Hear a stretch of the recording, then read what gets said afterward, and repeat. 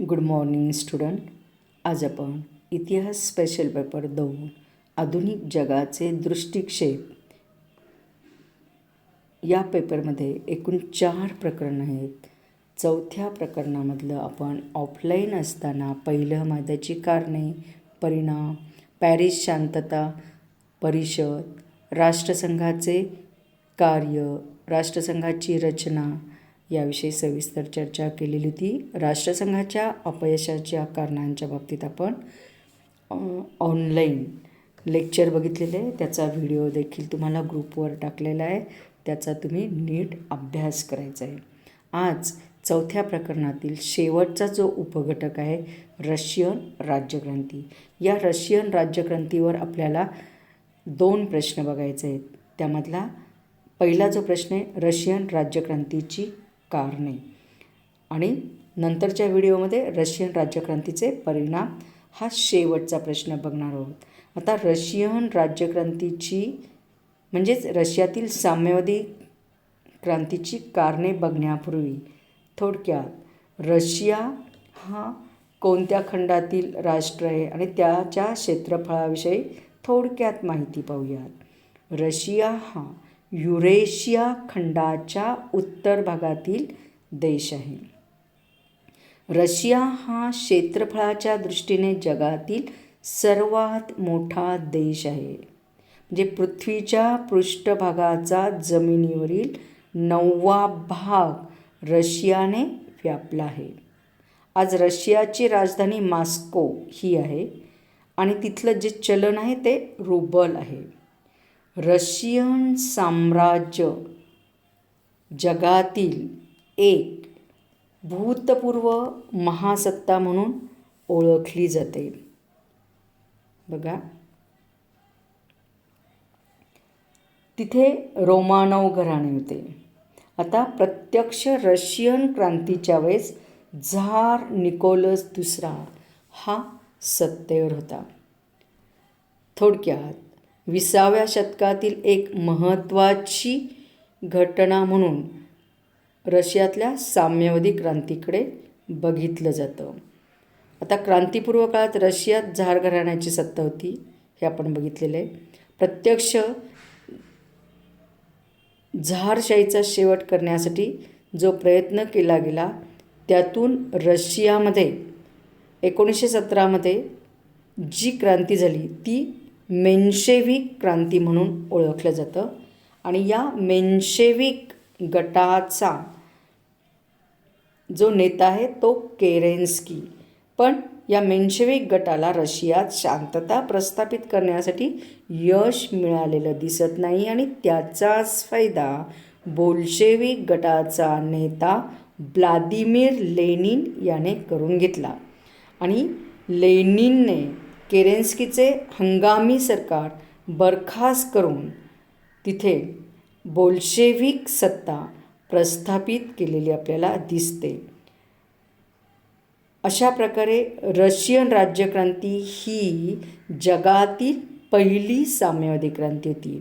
आता पहिली साम्यवादी क्रांती म्हणण्याचं कारण म्हणजे जगात ठिकठिकाणी साम्यवादी राजवटी निर्माण झालेल्या दिसत आहेत. त्यामधलं आपण एक उदाहरण बघूयात. 1949मध्ये चीनमध्ये झालेली साम्यवादी क्रांती. पण जगात पहिली जी साम्यवादी क्रांती कुठे घडली तर रशियात झाली. केव्हा झाली तर 20व्या शतकात. कोणत्या वर्षी? 1917मध्ये. ओके. जगभरातील कामगारांच्या परिस्थितीत सुधारणा घडवून आणण्यास ही साम्यवादी क्रांती कारणीभूत ठरलेली आहे. आर्थिक नियोजनाच्या मार्गाने विकास साधण्याची संकल्पना याच साम्यवादी क्रांतीने जगाला दिलेली आहे. या आर्थिक नियोजनाच्या कल्पनेचा प्रभाव भारताच्या पंचवार्षिक योजनांवर देखील पडलेला आपल्याला दिसून येतो आहे. 1917च्या फेब्रुवारी महिन्यात पेट्रोग्राड येथे कामगारांनी संप पुकारला. ही रशियन राज्यक्रांतीची नांदी ठरली. रशियन राज्यक्रांतीची नांदी ठरणारी घटना कोणती? MCQसाठी प्रश्न विचारला तर फेब्रुवारी 1917मध्ये पेट्रोग्राड येथे कामगारांनी पुकारलेला संप. ओके. आता त्यानंतर राजधानीतील सैनिकांनी देखील कामगारांना पाठिंबा दिला. हे राज्यक्रांतीचे पहिले पर्व होते. याच क्रांतीच्या दरम्यान लेनिन स्वित्झर्लंडमध्ये अज्ञातवासात होता. तो एप्रिल 1917मध्ये रशियात परतला. तेव्हा या राज्यक्रांतीचे दुसरे पर्व सुरू झालेले आपल्याला दिसून येते. ओके. आता बघा, आपण रशियन राज्यक्रांतीच जे अनेक घटक जबाबदार आहेत, म्हणजेच रशियन क्रांतीची आपण कारणे बघत असताना त्यातलं पहिलं कारण बघणार आहोत, ते म्हणजे अनियंत्रित झार सम्राट. 1917च्या साम्यवादी क्रांतीच्या आधी रशियात झार घराण्याची सत्ता होती. क्रांतीच्या काळात अधिकारावर असलेला जो सम्राट आहे तो म्हणजे झार निकोलस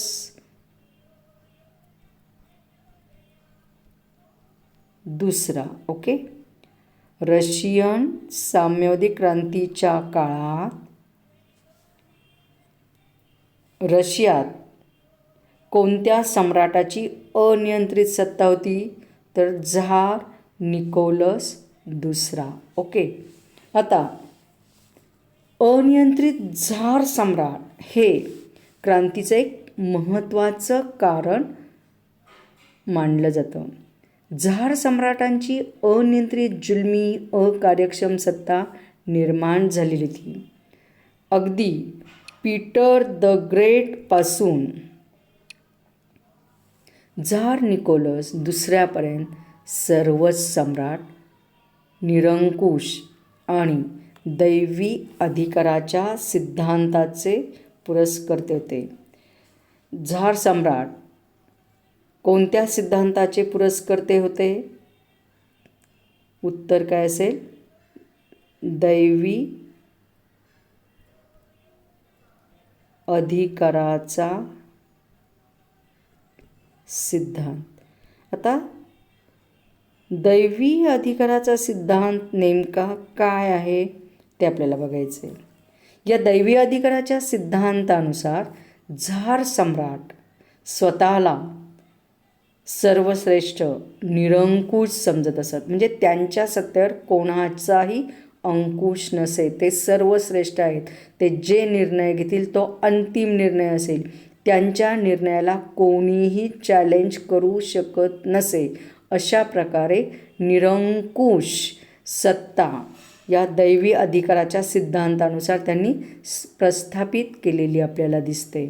साहजिकच पीटर द ग्रेटपासून झार निकोलस दुसऱ्यापर्यंत सर्व सम्राट निरंकुश आणि दैवी अधिकाराच्या सिद्धांताचे पुरस्कर्ते असल्याने सर्वसामान्य रशियन जनतेवर मोठ्या प्रमाणात अन्याय, अत्याचार, जुलूम झालेला आपल्याला दिसतो आणि त्यातूनच दिवसेंदिवस असंतोष वाढत जाऊन त्याची परिणिती अखेर क्रांतीत झालेली दिसते. झार निकोलस दुसऱ्याच्या कारकिर्दीत अन्यायाने अक्षरशः उच्चांक गाठलेला होता.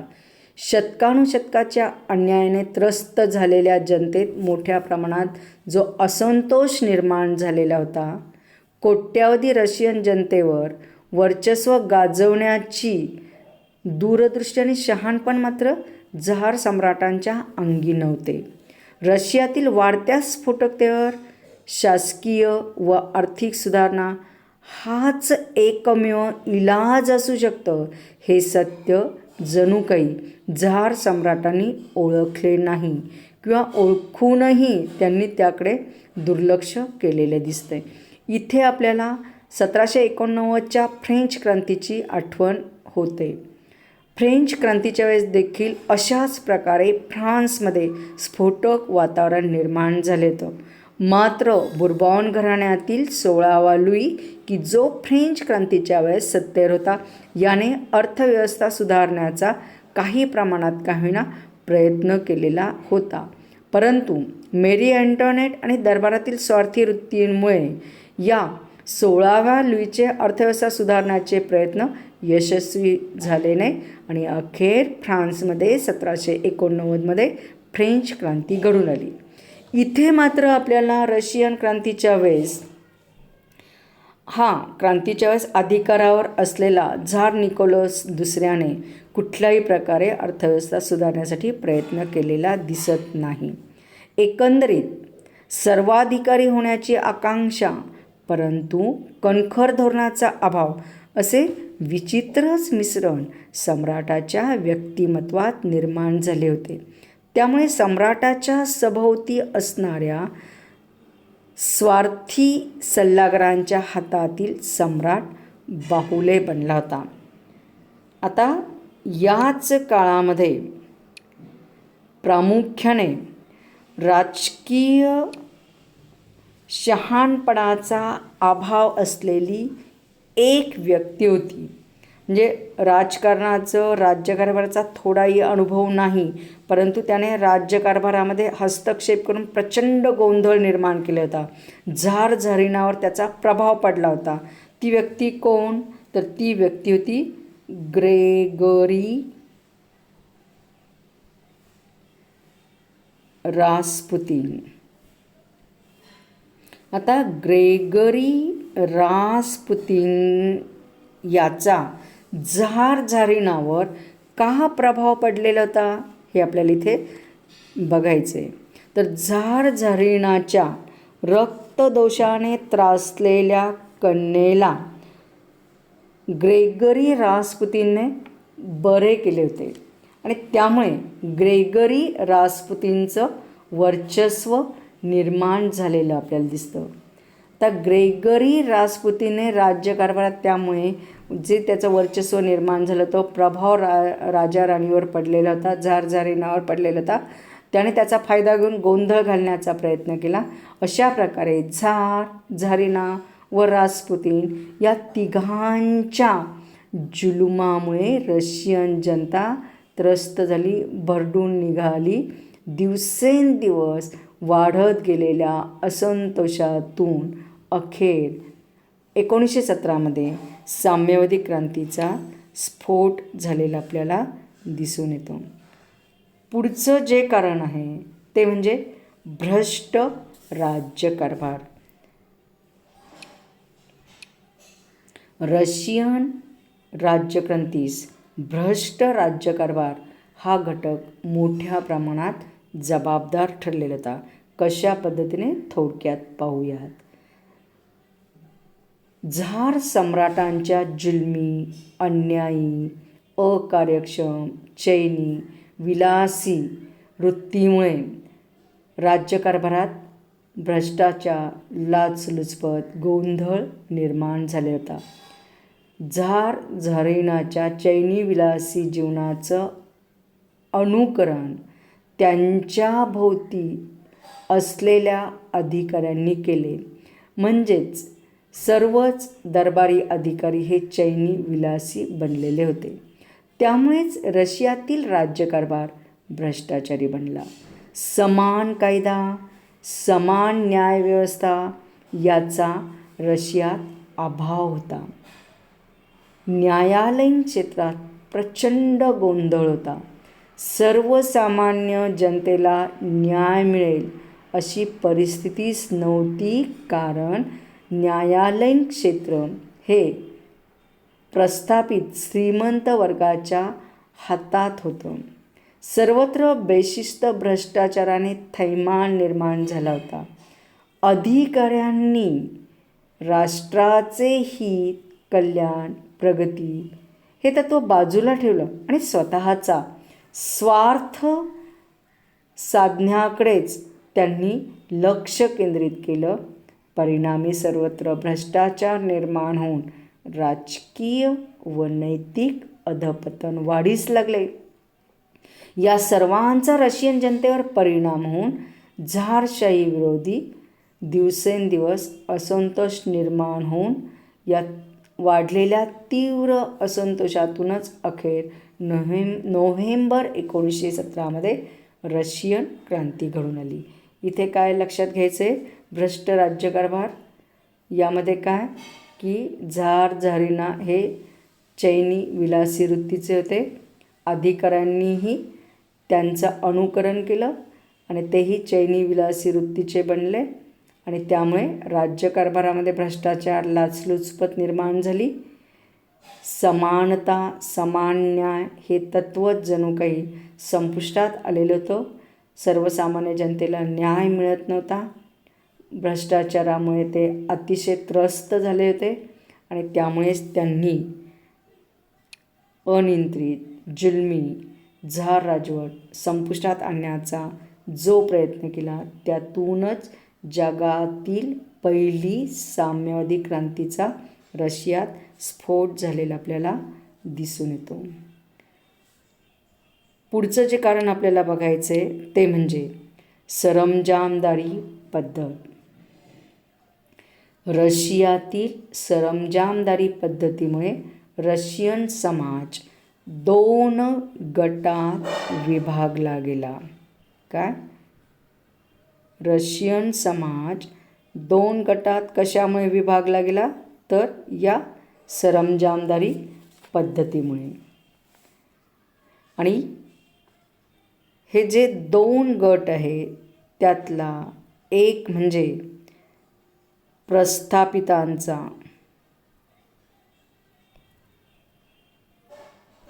या प्रस्थापितांमध्ये झार झरीना, त्यांचे नातेवाईक, मित्रपरिवार, सरंजामदार,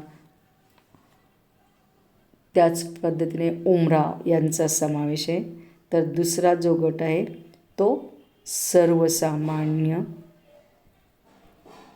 रशियन जनतेचा, की यामध्ये ज्यांना सत्ता नाही, प्रतिष्ठा नाही, पैसा नाही असे सर्वसामान्य लोक, कामगार, शेतमजूर यांचा समावेश आहे. आणि या 2 गटांमध्ये प्रस्थापित आणि सर्वसामान्य 2 ध्रुवां इतके अंतर होते. एकीकडे झार झरीना यांचे विलासप्रिय जग, तर दुसरीकडे दुःख, दारिद्र्य, उपासमार, रोगराई यांनी असह्य झालेले कोट्यावधी रशियन लोक होते.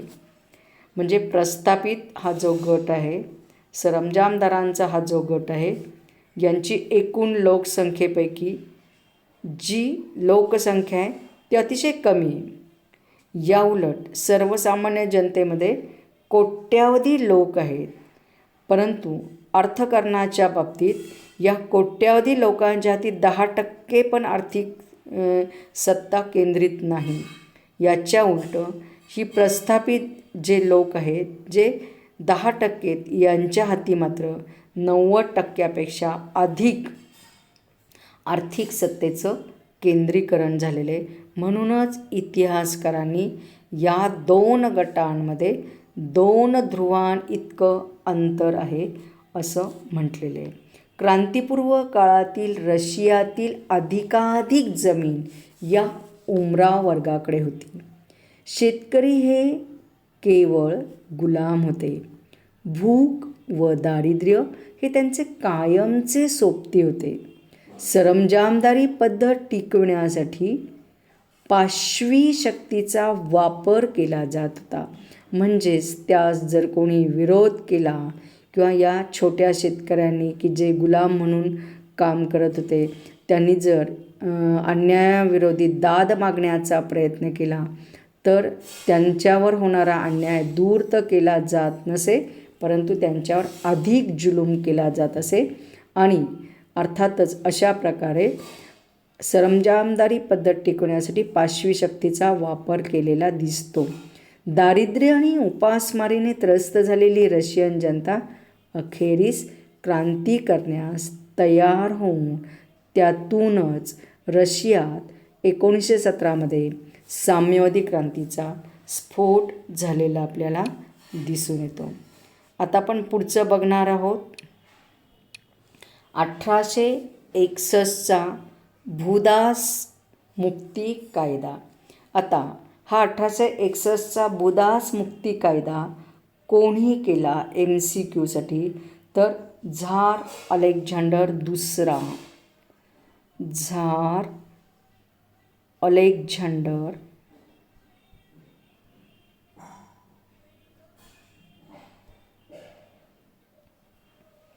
दुसरा. ओके. 1861चा भूदास मुक्ती कायदा कोणी केला? झार अलेक्झांडर दुसरा याने केला. ओके. आता हा भूदास मुक्ती कायदा झार अलेक्झांडर दुसऱ्याने जो केला आहे त्यामुळे रशियातील लाखो लोकांना मुक्त केले होते.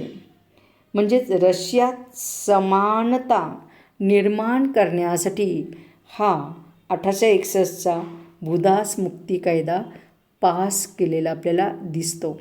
आणि या कायद्यानुसार लाखो लोक मुक्तही झाले, गुलामगिरीतून मुक्त झालेले दिसतात. परंतु त्यामुळे त्यांच्या आर्थिक स्थितीत खूप बदल झाला, सुधारणा झाली असं मात्र झालं नाही. म्हणजेच आर्थिक स्थितीत काहीच फरक पडला नाही. का पडला नाही? खरं तर गुलामगिरीतून त्यांची सुटका झाली होती, पण का पडला नाही तर आपण त्याचा अभ्यास केल्यानंतर लक्षात येतं की रशियातील मोठमोठ्या जमिनी जमीनदार आणि सरंजामदार यांच्याकडेच होत्या आणि त्यांच्याकडून या जमिनी घेऊन त्या आपल्या गरजेनुसार वाटल्या जाव्यात अशी रशियन जनतेची मागणी होती. पण धर्मगुरू आणि सरंजामदार यांच्या पाठिंब्यावर आधारित किंवा उभ्या असलेल्या झारशाहीत ते शक्य नव्हतं. त्यामुळे लाखो सामान्य जनतेची आर्थिक परिस्थिती अतिशय हलाखीची झालेली होती. एकतर त्यांच्याकडे शिक्षण नाही, पैसा नाही, त्यामुळे नोकरी नाही आणि त्यातच शेतावर किंवा या उमरावांच्या सरंजामदारांच्या शेतावर त्यांना काम मिळणंही अशक्य झालं. कारण 1861चा भूदास मुक्ती कायद्यानुसार अशा प्रकारे ते शेतकऱ्यांना आपल्या शेतावर गुलाम म्हणून, भूदास म्हणून त्यांना ते काम देऊ शकत नव्हते. आणि त्यामुळे जे लाखो लोक गुलामगिरीतून मुक्त झाले त्यांच्यापुढे एक मोठी समस्या निर्माण झाली ती. आणि त्यातूनच अखेर त्यांनी आपली समस्या सोडवण्यासाठी एकमेव उपाय म्हणजे प्रस्थापित झारशाही उलथून टाकणे. आणि त्यासाठीच त्यांनी जो प्रयत्न केला त्यातूनच नोव्हेंबर 1917मध्ये रशियामध्ये साम्यवादी क्रांती घडून आली. थोडक्यात क्रांतीपूर्व कालखंडामध्ये भूदासांची गुलामगिरीतून मुक्तता करण्यासाठी कोणी कायदा पास केला असा MCQसाठी प्रश्न असेल तर झार अलेक्झांडर दुसरा. ओके. आता आपल्याला पुढचं बघायचं आहे ते म्हणजे रशियन क्रांतीचं 5वं जे कारण आहे कामगारांची पिळवणूक व आर्थिक शोषण. रशियात औद्योगिक क्रांती सुरुवात झाल्यानंतर तेथे एक कामगारांचा मोठा वर्ग उदयास आला. जसं औद्योगिक क्रांतीपूर्वी जुलूम, अन्याय, दारिद्र्य, उपहास, उपासमार, दुःख यांनी त्रस्त झालेला भूदासांचा, छोट्या शेतकऱ्यांचा जसा वर्ग होता त्याच पद्धतीने औद्योगिक क्रांतीनंतर कामगारांचा वर्ग उदयास आलेला होता. कामगारांना कारखानदार वर्ग चांगली वागणूक देत नव्हता. त्यांना त्यांच्या कामाचा योग्य तो मोबदलाही मिळत नसे. थोडक्यात थोड्याशा मिळकतीत कामगार वर्ग कसे तरी आपले जीवन जगत होता.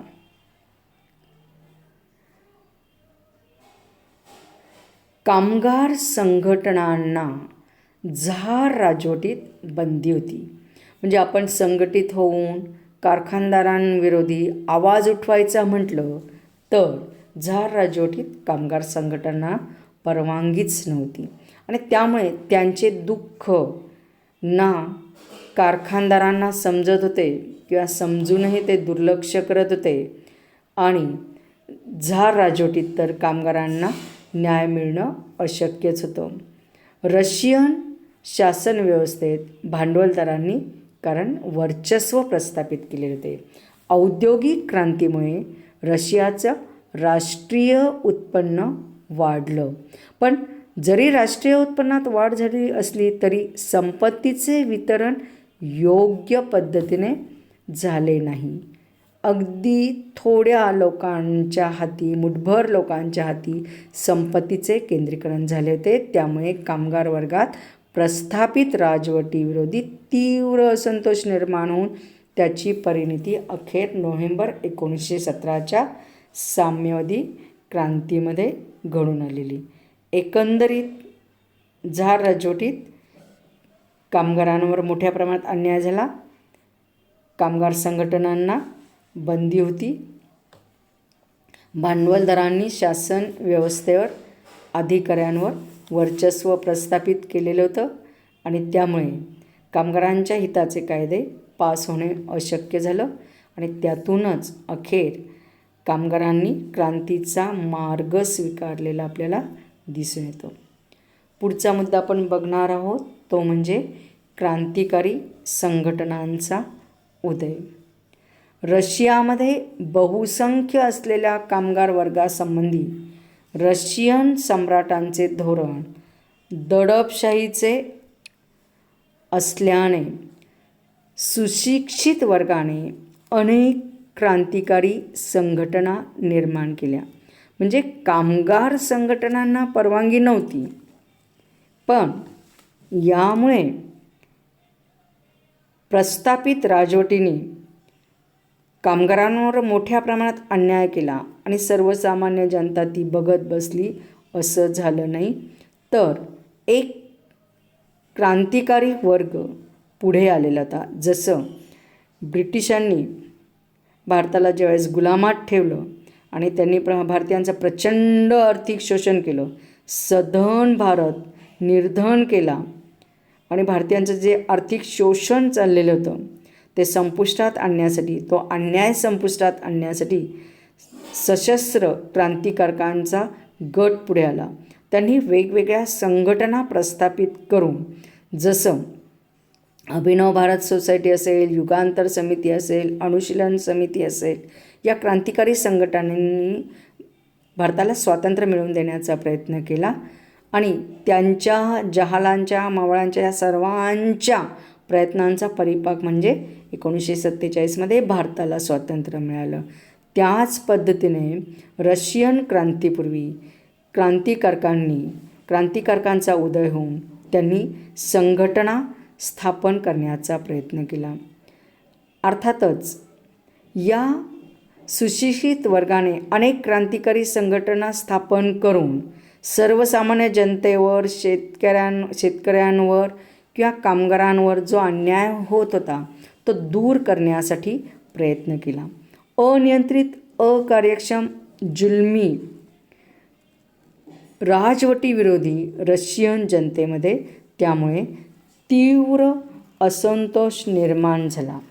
क्रांतिकारी संघटनांच्या प्रयत्नांमुळे, त्यांनी केलेल्या वैचारिक जागृतीमुळे रशियन जनतेमध्ये प्रस्थापित सत्ता संपुष्टात आणण्याची मानसिकता निर्माण झाली आणि त्याचाच परिपाक म्हणून नोव्हेंबर 1917मध्ये रशियात साम्यवादी क्रांती घडून आलेली आपल्याला दिसते. आता पुढचा जो मुद्दा बघणार आहोत तो म्हणजे 1905मध्ये झालेले रशिया जपान युद्ध. रशियन सम्राट झार निकोलस दुसऱ्याच्या महत्त्वाकांक्षी स्वभावामुळे व साम्राज्यवादी वृत्तीमुळे रशिया जपान युद्ध घडून आलं. अर्थात ज्यावेळेस 1904-05मध्ये रशिया जपान यांच्यामध्ये जेव्हा युद्ध झालं त्यावेळेस 1905मध्ये आशिया खंडातील छोट्याशा जपान या राष्ट्राने बलाढ्य रशियाचा दणदणीत पराभव केला. या पराभवामुळे रशियन लष्कराची तसेच सरकारची अकार्यक्षमता रशियन जनतेच्या लक्षात आली.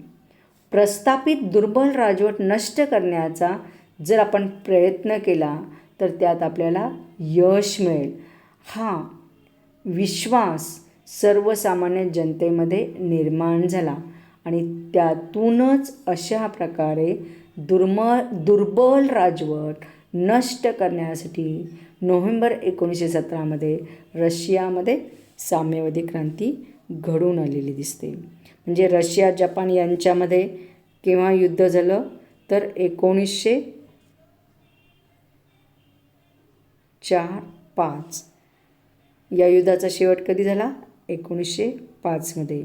रशिया जपान 1905च्या युद्धात कोणाचा पराभव झाला तर अर्थातच रशियाचा पराभव झाला.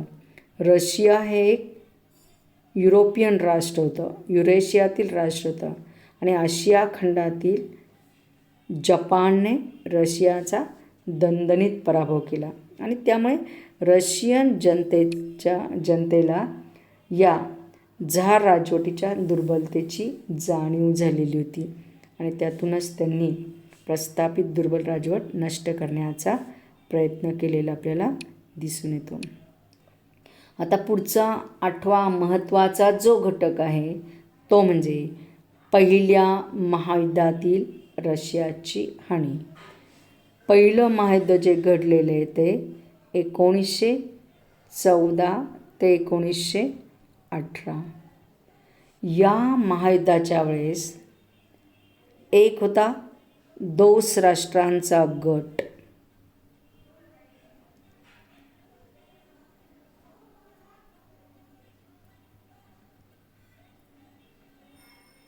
त्यामध्ये रशिया सहभागी झाला होता आणि दुसरा जो गट आहे तो अक्ष गट की जो जर्मनी, ऑस्ट्रिया, तुर्कस्तान यांचा. ओके, आता बघा या पहिल्या महायुद्धाच्या वेळेस रशियाने दोस्त राष्ट्रांच्या बाजूने युद्धात प्रवेश केलेला होता. रशियन जनता खरं तर या 1914च्या दरम्यान अतिशय दुःख भोगत होती. रशियामध्ये अतिशय अस्थिर अशांततेचं वातावरण होतं. असं असतानाही झार निकोलस दुसऱ्याने पहिल्या महायुद्धात सहभाग घेतला. या महायुद्धात जर्मनीने रशियाचा पराभव केल्याने रशियाची मोठ्या प्रमाणात मानहानी झाली. म्हणजेच 1914-18च्या वेळेस रशियाने दोस्त राष्ट्रांच्या बाजूने युद्धात प्रवेश केला, पण रशियाचा पराभव कोणी केला तर जर्मनीने. बरोबर आहे. पहिल्या महायुद्धाच्या वेळेस रशियाचा पराभव कोणी केला? जर्मनीने केला. साहजिकच पहिल्या महायुद्धात जर्मनीने रशियाचा पराभव केल्याने रशियाची मोठ्या प्रमाणात प्राणहानी आणि वित्तहानी झाली. या पराभवाचा परिणाम रशियाच्या अंतर्गत परिस्थितीवर होऊन रशियात भ्रष्टाचाराला अधिकच उधाण आलेले आपल्याला दिसते. त्यात रशियन जनतेचे मोठे हाल झाले. आधीच दुःख आणि दारिद्र्यात खितपत पडलेली जनता, त्यांच्यामध्ये प्रस्थापित राजवटीविरोधी असंतोष निर्माण झालेला होता. या असंतोषात भर पडून त्याचा भडका उडून अखेर 1917मध्ये रशियामध्ये साम्यवादी क्रांती घडून आली. आता पुढचा जो मुद्दा आपण बघणार आहोत तो म्हणजे वैचारिक जागृती. आता बघा, वैचारिक जागृती हा जो मुद्दा आहे यामुळे कशा प्रकारे रशियन क्रांती घडून आलेली ते आपण बघणार आहोत. रशिया निर्माण झालेल्या असंतोषाला वाचा फोडण्याचे जे कार्य ज्या विचारवंतांनी केलेले आहे त्यामध्ये लेनिन, टॉल्स्टॉय,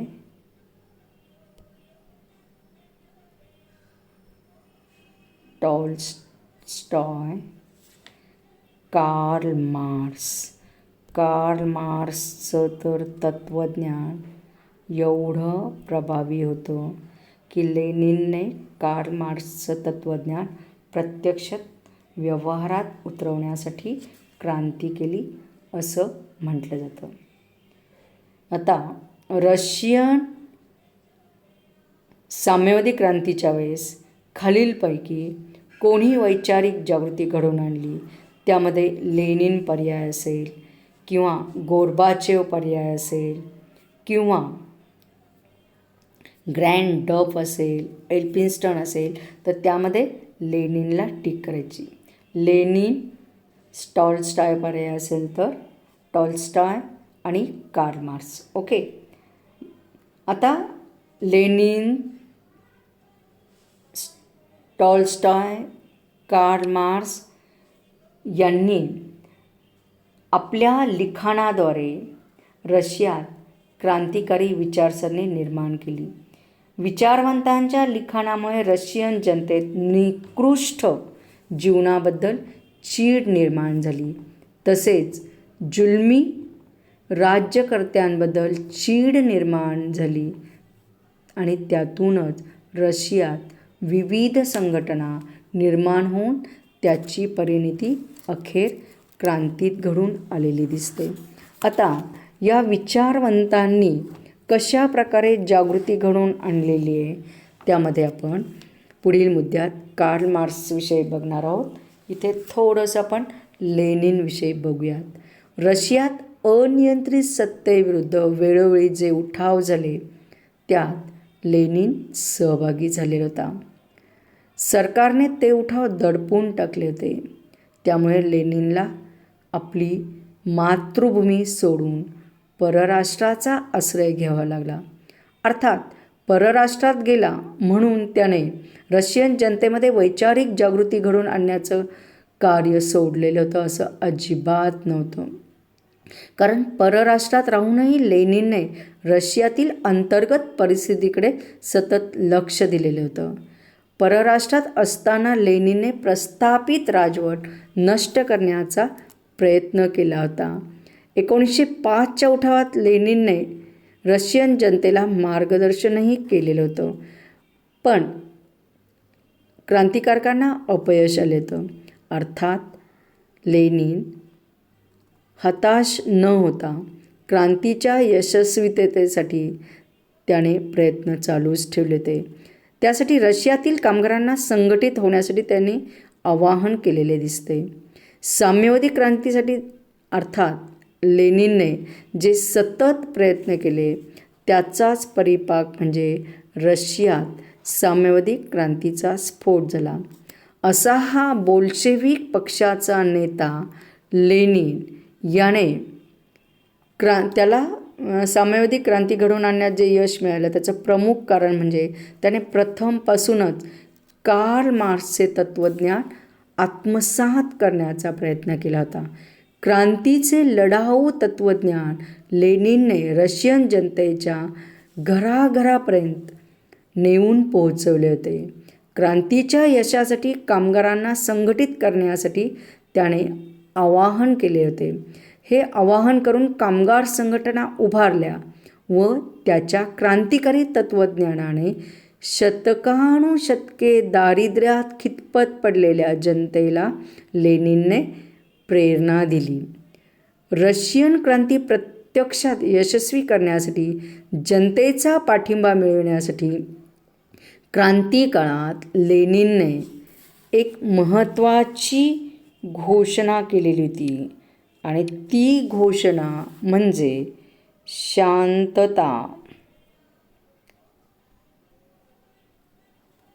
जमीन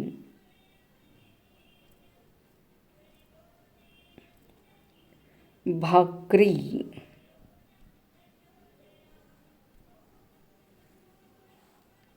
हे मिळवण्याचा प्रत्येकाला हक्क आहे. काय? शांतता, जमीन आणि भाकरी मिळवण्याचा प्रत्येकाला हक्क आहे. क्रांती काळातील शांतता, जमीन, भाकरी हे घोषवाक्य क्रांतीनंतर प्रत्यक्षात अंमलात आणण्याचा लेनिनने प्रयत्न केला. थोडक्यात रशियातील साम्यवादी क्रांतीच्या काळातील घोषवाक्य कोणतं? तर इन्कलाब जिंदाबाद असे वेगवेगळ्या घोषणा असतील, तर त्यामध्ये शांतता, जमीन, भाकरी याच्यावर टिक करायचे, बरोबरची खूण करायची. आता शांतता, जमीन, भाकरी हे मिळवण्याचा प्रत्येकाला हक्क आहे, ही घोषणा खालीलपैकी रशियातील कोणत्या विचारवंतांना केली? त्यामध्ये Lenin, Stalin, Karl Marx, Tolstoy, Gorbachev असे वेगवेगळे पर्याय असतील, तर त्यामध्ये लेनिन. थोडक्यात शांतता, जमीन, भाकरी हे मिळवण्याचा प्रत्येकाला हक्क आहे, हे घोषवाक्य लेनिनने केलेलं होतं. आणि क्रांतीनंतर हे घोषवाक्य त्याची प्रत्यक्ष अंमलबजावणी करण्याचा लेनिनने प्रामाणिक प्रयत्न देखील केलेला आपल्याला दिसून येतो. आता आपण साम्यवादी क्रांतीचं 10वं आणि शेवटचं कारण बघणार आहोत, कार्ल मार्क्सचे तत्त्वज्ञान. कार्ल मार्क्सच्या तत्त्वज्ञानाने, विचारसरणीने प्रत्यक्ष रशियात साम्यवादी क्रांती घडून आली. मग कार्ल मार्क्सची अशी कोणती विचारसरणी होती, असं कोणतं तत्त्वज्ञान होतं, कोणत्या ग्रंथात मांडलेलं होतं, हे आपण पाहूयात. रशियात दिवसेंदिवस असंतोष धुमसत असताना कार्ल मार्क्सच्या साम्यवादी विचारसरणीचा उदय झाला. कार्ल मार्क्सने आपले साम्यवादी विचार वेगवेगळ्या ग्रंथात मांडलेले होते. त्यामध्ये प्रामुख्याने दास कॅपिटल,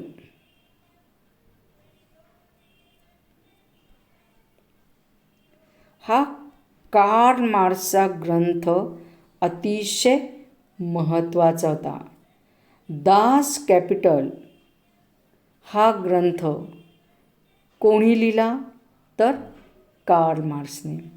आता दास कॅपिटल या ग्रंथामध्ये कार्ल मार्क्सने आपले जे विचार मांडलेले आहेत, त्यामुळे रशियन क्रांतिकारकांना प्रेरणा मिळाली होती. कम्युनिस्टांचा जाहीरनामा हा एक महत्त्वाचा कार्ल मार्क्सचा दुसरा ग्रंथ होता. कोणता? कम्युनिस्टांचा जाहीरनामा.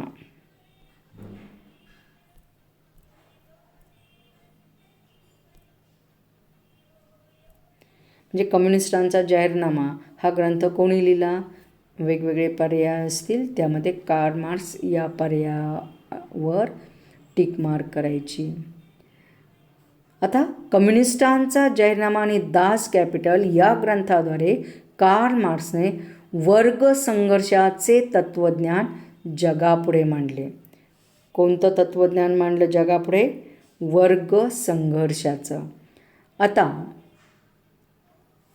कार्ल मार्क्सने साम्यवादाचे शास्त्रीय विवेचन करून शोषक आणि शोषित यांच्यात वर्गयुद्धात शोषितांचा विजय होतो असा वर्ग संघर्षाचा सिद्धांत प्रतिपादन केला. म्हणजेच आहेरे आणि नाहीरे या दोन गटांमध्ये संघर्ष होतो.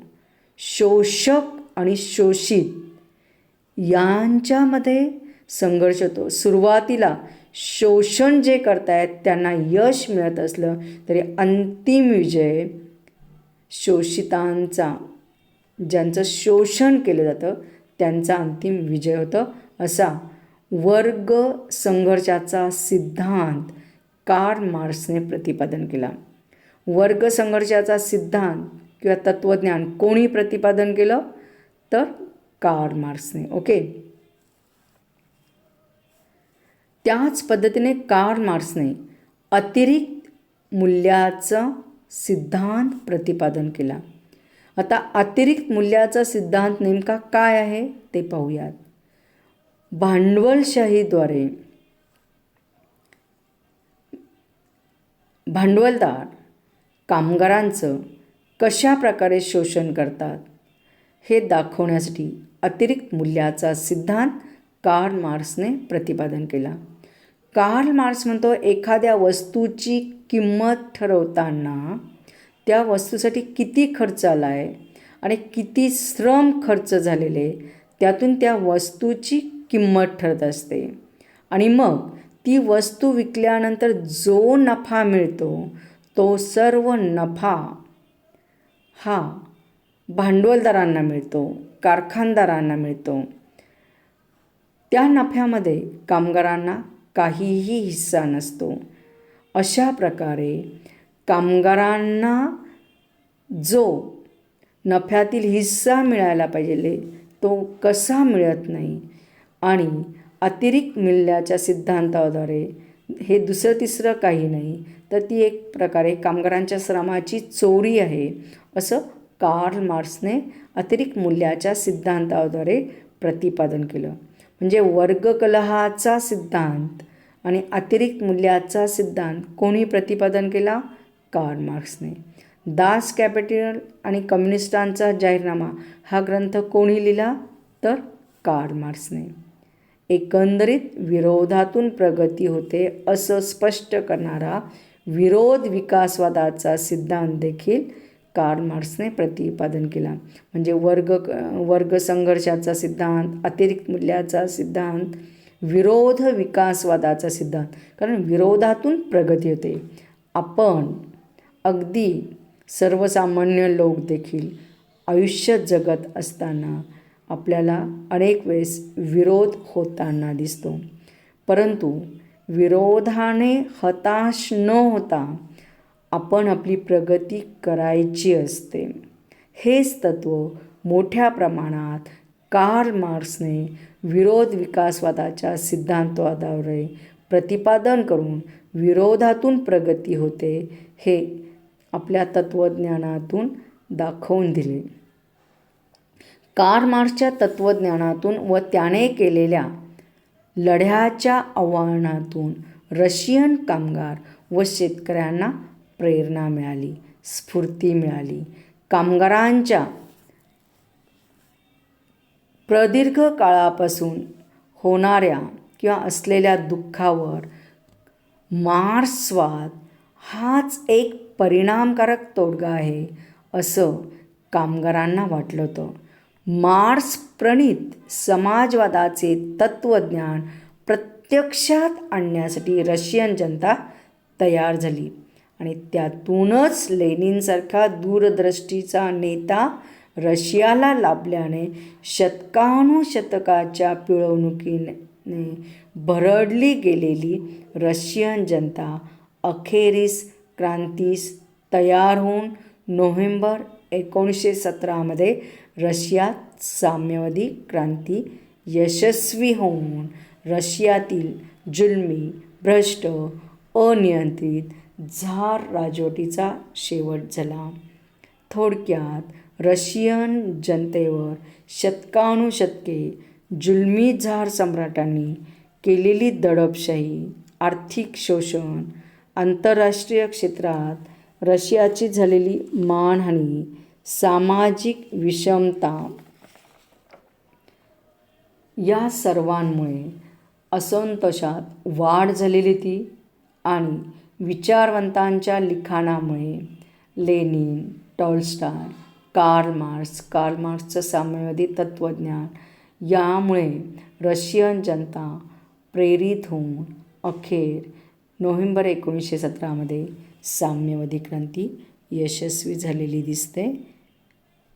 अशा प्रकारे रशियातील साम्यवादी क्रांतीची आपण वेगवेगळी कारणं बघितलेली आहे. यामध्ये पहिलं कारण आपण बघितलेलं होतं अनियंत्रित झार सम्राट. क्रांती कालखंडामध्ये झार निकोलस दुसरा हा सत्तेवर होता. नंतर आपण बघितलं भ्रष्ट राज्यकारभार. यामध्ये झार झरेनाच्या चैनी विलासाचं अनुकरण दरबारातील इतर अधिकाऱ्यांनी कशा प्रकारे केलं आणि त्यामुळे भ्रष्ट राज्यकारभार निर्माण होऊन सर्वसामान्य जनतेवर कसा अन्याय झाला हे बघितलं. सरंजामदारी पद्धतीमुळे भूदासांचं छोट्या शेतकऱ्यांचं कसं शोषण झालं ते बघितलं. 1861चा भूदास मुक्ती कायदा झार अलेक्झांडर दुसरा याने हा कायदा पास केलेला होता. भूदासांची मुक्ती करण्याचा प्रयत्न केला आणि लाखो गुलाम मुक्त झाले.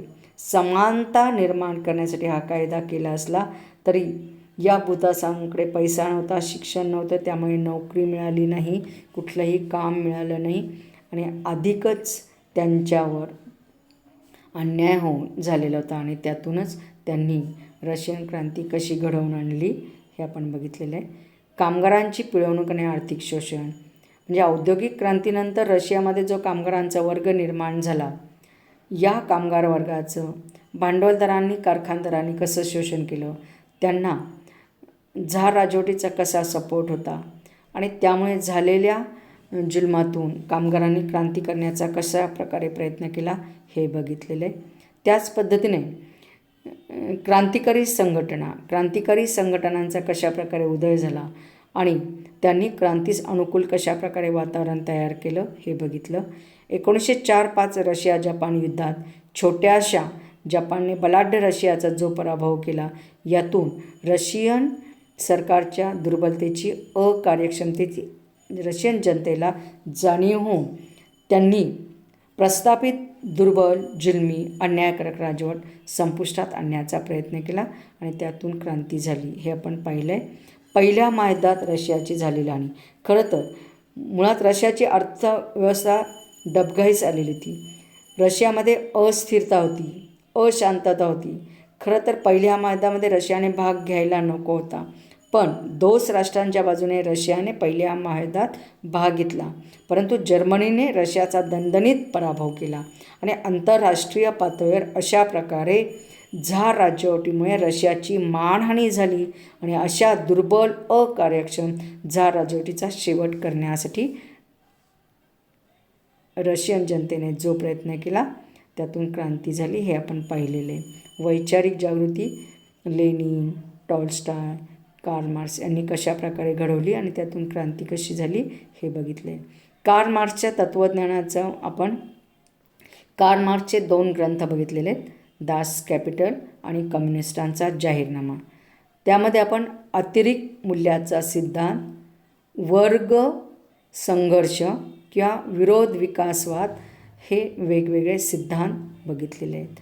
आणि अशा प्रकारे कार्ल मार्क्सच्या तत्त्वज्ञानाने लेनिन, टॉल्स्टॉय यांच्या वैचारिक जागृतीतून अखेर सर्वसामान्य जनता जी शतकानुशतकं दुःख दारिद्र्यात खितपत पडलेली होती, त्यांनी राजकीय उलथापालथ घडवून आणण्यासाठी जो प्रयत्न केला त्यातूनच नोव्हेंबर 1917मध्ये रशियन क्रांती यशस्वी झालेली दिसते.